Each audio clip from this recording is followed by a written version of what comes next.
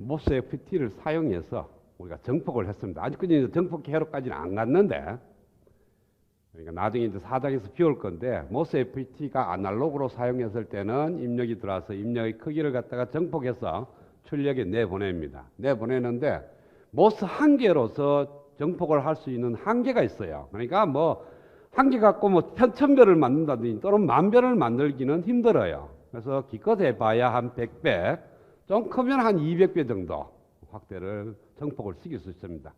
그런데 우리가 실질적으로 안테나에서 잡히는 파형은 마이크로볼트 단위예요. 안테나에서 잡히는 전자파의 크기는 전압으로 따지면 마이크로볼트 정도 되는 거니까 얘가 회로로 들어와서 회로에서 어느 정도 동작을 하려고 그러면은 적어도 볼트 단위는 가야 되거든. 그러면은 정폭을 어느 정도 시켜야 되느냐 하면은 한 100만 배 정도 이렇게 정폭을 시켜야 됩니다.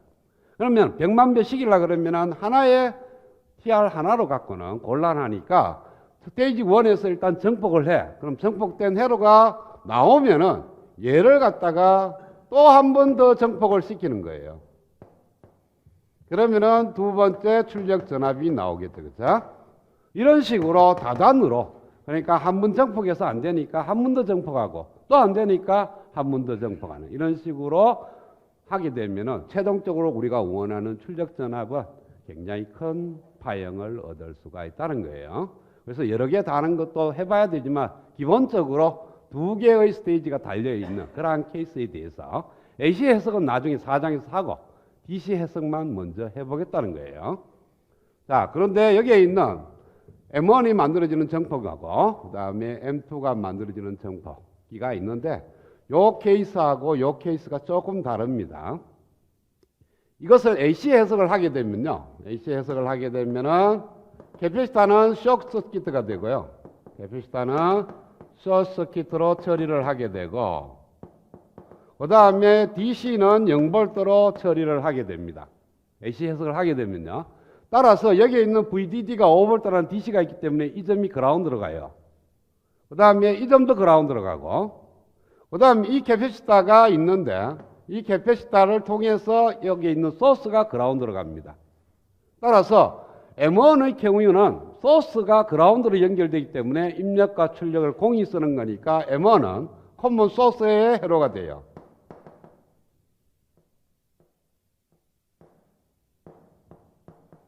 커먼 소스 앰플리파이어가 되는 거고요. M2는 얘가 있는 M2는 보면은 소스에 저항이 달려가 그라운드로 가니까 소스가 그라운드가 아니고 드레인이 보면은 VDD가 그라운드로 가는 거니까 드레인이 그라운드로 가요. 따라서 M2는 커먼 드레인이 됩니다. 그래서 이와 같이 M1과 M2가 연결된 건데 M1은 커먼 소스 앰플리파이어고 M2는 커먼 드레인 앰플리파이어가 되는 겁니다. 그거에 대한 AC 해석은 나중에 4장 가서 공부하기로 하고 여기서는 DC 해석만 하겠습니다. 자, 그러면은 이와 같이 M1과 M2가 연결되어 있는데 이 M1과 M2의 모스의 특성은 이와 같이 나옵니다.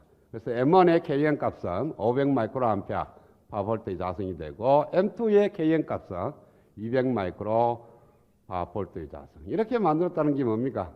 면적을, 위드스를, 채널 위드스를 M1이 M2보다는 2.5배 정도 크게 만들었다는 그런 뜻입니다. 그 다음에 두 개 다 스레솔드 볼테이지는 1.2V고요. 채널 랭스 모듈레이션은 어차피 DC 해석이니까 고려하지 마라 라는 뜻이고요. 그 다음에 실질적으로 이 회로에서 DC 해석을 하게 되면 캐패시터가 오픈 서키트니까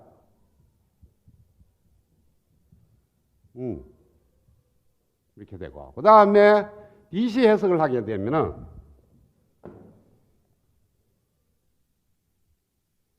AC 해석을 하면 그런 의미를 갖는데 지금 하고자 하는 것은 DC 해석이니까 DC 해석 시 우리가 해야 될 것이 캐패시터의 역할은 바로 오픈 서키트입니다.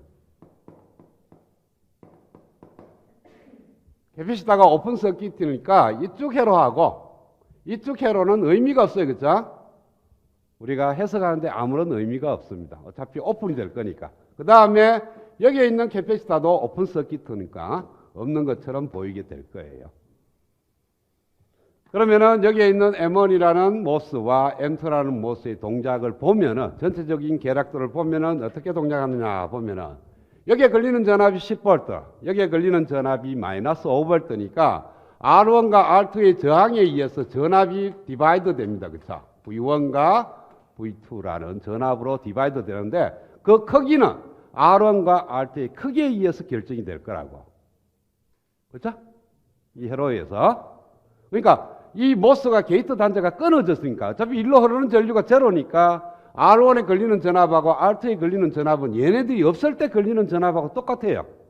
그렇기 때문에 토탈 걸리는 전압 10V 중에 R1의 크기하고 R2의 크기를 비교해서 V1과 V2라는 전압으로 나눠지게 될 거고 여기에 걸리는 전압 V2에 의해서 M1의 게이트와 소스 사이에 걸리는 전압이 유기가 됩니다.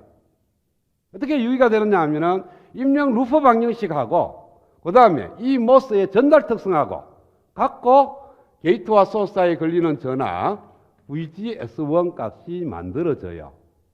자, 그거는 지난 시간에 한번 풀었을 겁니다. 어떻게 풉니까?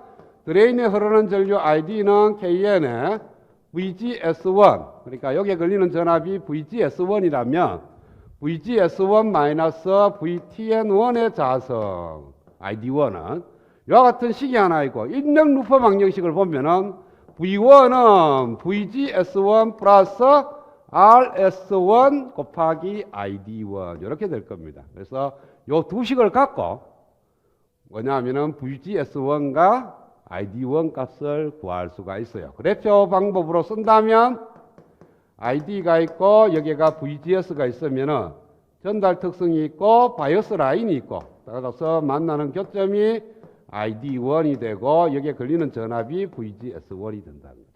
여기 묻는 거? 아, V2.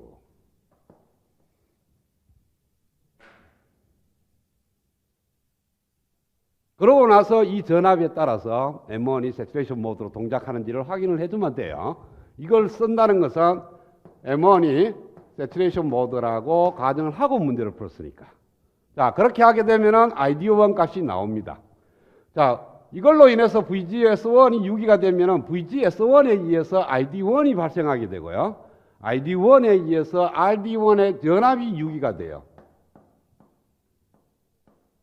그러면은 여기에 걸리는 전압 VG2가 결정이 됩니다. 그렇죠? 여기에 걸리는 전압을 전체 전압에서 빼주면 요 5V에서 여기에 걸리는 전압을 빼주면 요 전압이 만들어져요. 그렇죠? 그래서 요 전압이 만들어지면 똑같은 방법으로 요것도 이렇게 입력 루프 방정식하고 요 M2의 드레인에 흐르는 전류하고 게이트 소스 사이에 걸리는 전압 이 방정식을 갖고 또한 마찬가지로 요 사이에 걸리는 전압과 흐르는 전류가 결정이 돼요. 그렇게 푸는 게 정상입니다. 그런데 지금 이 문제는 다른 거예요. 그렇게 계산을 하니까 ID2가 0.5mA가 되고 ID1이 0.2mA가 되더라. 그리고 여기에 걸리는 드레인과 소스 사이에 걸리는 전압이 6V. 여기에도 드레인과 소스 사이에 6V가 되니까 이걸 되도록 이 저항값들을 결정하라는 거예요. 거꾸로. 그러니까 저항이 결정됐을 때 방금 얘기했던 식으로 풀었는데 이제는 반대로 얘기하는 거예요. 결과가 결정이 됐을 때 그러한 결과를 얻기 위한 저항값들을 구해내라는 그런 뜻이에요. 그러니까 설계 문제죠. 해석 문제가 아니고. 그러면은 해석할 때는 처음부터 이렇게 쫙 풀어나가면 되는데 설계 문제는 뒤에서부터 원리로 거꾸로 가는 게 낫습니다.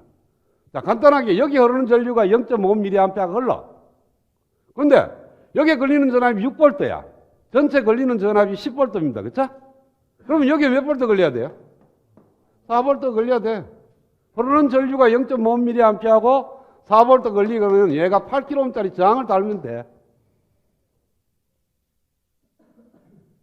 그 다음에 이 0.5mA는 얘가 만들어줍니다. 여기에 걸리는 전압 때문에 만들어져요. 그렇죠?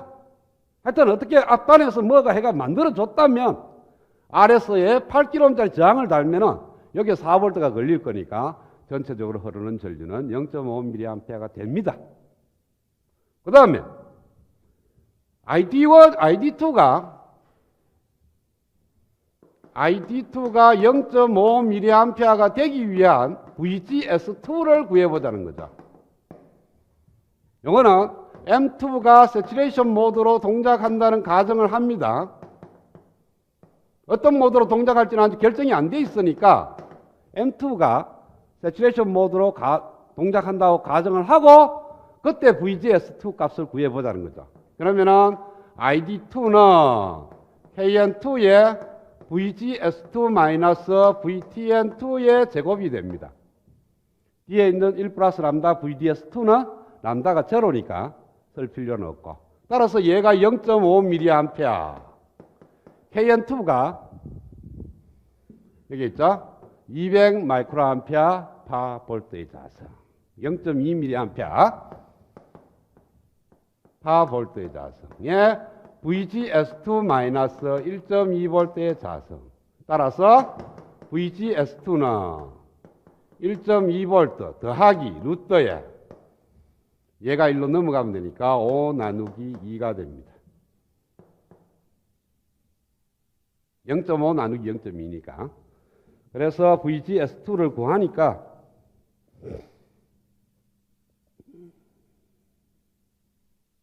2.78V가 되더라. 여기에 만들어지는 2.78V가 아직 정답은 아니에요. 왜? 가정을 하고 풀었으니까. 그 다음에 이 가정이 맞는지를 확인을 해줘야 돼요. 그래서 VGD2를 구해봅니다.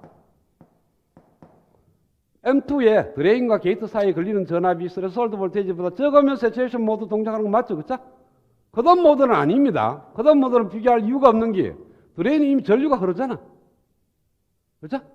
컷오프 모드일 때는 드레인이 전류가 안 흐르는데 드레인이 전류가 흐르니까 컷오프 모드는 안 가는 거니까 얘만 비교하면 됩니다. 얘가 VGS2 마이너스 VDS2 그래서 얘는 2.78V VDS2가 이 사이에 걸리는 전압이니까 6V입니다.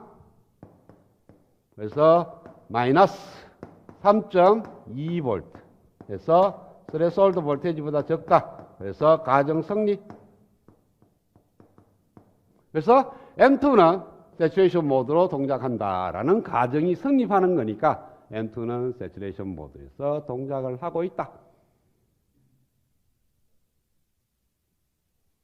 자, 그러면은 여기에 걸리는 전압이 4V, 여기에 걸리는 전압이 2.78V. 자, 그러면은 여기에서 여기까지 걸리는 토탈 전압이 2.78V 더하기 4V 해서 6.78V. 여기에 걸리는 전압이 6V라고 그랬으니까 여기에 얼마 걸려야 돼? 0.78V가 걸려야 돼. 그러면 돼. 그렇죠? 여기가 0.78V 걸리면 여기 6V 걸릴 거니까 여기에 걸리는 전압이 6.78V 걸리고 따라서 여기에 전압을 빼면 2.78V. 그래서 2.78V에 대해서 드레인 전류를 구하니까 0.5mA가 되는 거예요. 자, 그러면 0.78V고 1로 흐르는 전류가 0.2mA예요. 그러면은 이 RS1은 얼마가 돼야 돼요? 이 전압에서 이 전류를 나눠야 되죠. 그러면은 3.9kΩ짜리 저항을 달면 돼. 그러면은 여기에 걸리는 전압이 0.78V가 되는 겁니다. 여기가 0.2mA가 흐른다면 그 다음에 여기에 걸리는 전압이 6V, 여기에 걸리는 전압이 0.78V, 이 전체에 걸리는 전압이 10V. 그럼 여기 얼마 걸려야 돼요? 3.2V. 여기에 걸리는 전압이 3.2V니까 흐르는 전류가 0.2mA. 그럼 RD1이 얼마짜리 저항을 달면 돼요? 1.61V, 61kg, 16.1kg.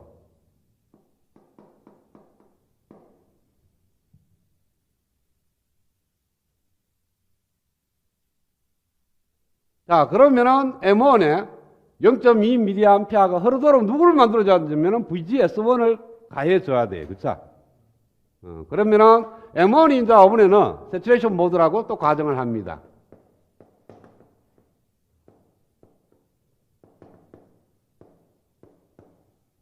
가정하면은 드레인에 흐르는 전류는 KN1에 VGS1 VTN1의 자성 따라서 VGS1은 VTN1 플러스 루터 ID1 나누기 KN1은 1.2V 더하기 루터에 0.2mA 나누기 0.5mA 파볼트의 자성 1.2V 더하기 루트 5분의 2V 하면은 VGS1이 1.83V가 나옵니다. 그리고 이제 VGD1을 또 구해봐. VGS1 마이너스 VDS1은 1.83V 마이너스 6V 하니까 마이너스 4.17V 해서 스레스홀드 볼테이지보다 적다. 따라서 가정 성립. 그래서 M1도 세츄레이션 모드에서 동작을 한다. 그러면은 VGS1이 얼마가 나오냐 하면은 1.83V가 나옵니다.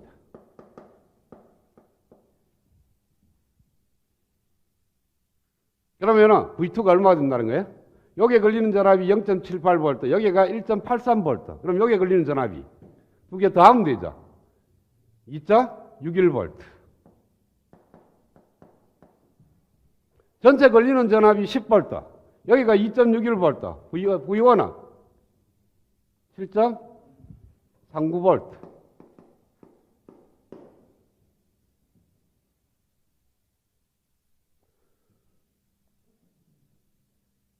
그 다음에 책에서 뭐가 주어져 있냐면은 RI라는 값을 주어져 있습니다. RI가 얼마로 주어져 있냐면은 100kΩ로 주어져 있어요.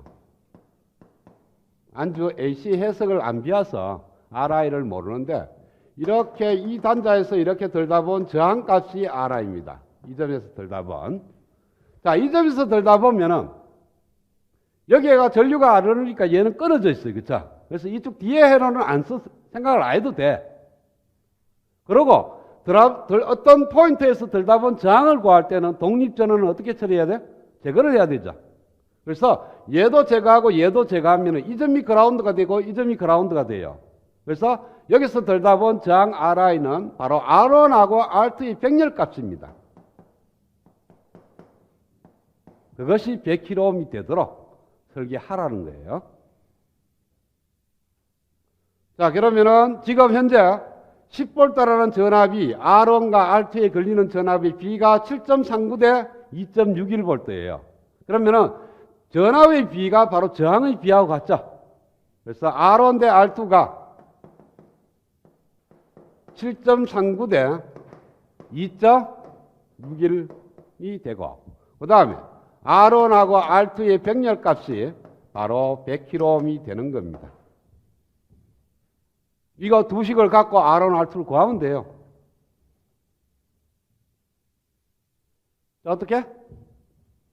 얘를 풀면은 7.39분의 R1는 2.61분의 R2 이렇게 나옵니다.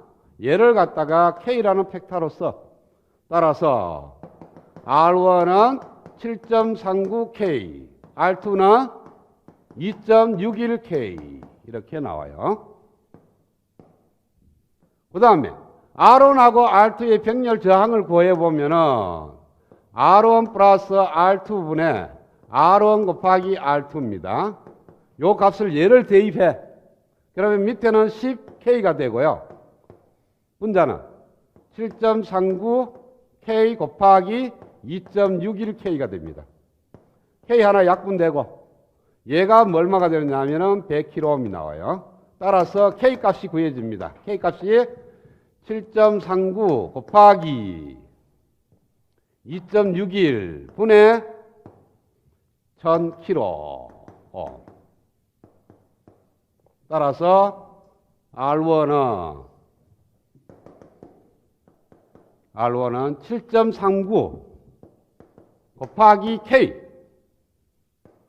K 값이 나올 거니까 그걸 대입하면은 바로 답이 나와요. R1이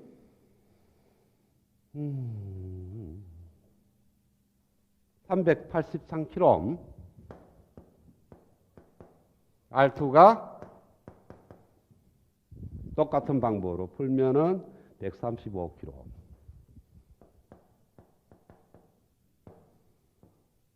그러면은 회로에 들어가 있는 모든 저항값을 다 구했습니다. 그래서 그 저항을 갖다가 딱 꽂으면 원하는 만큼 ID1과 ID2, VDS1과 VDS2가 결정이 됩니다.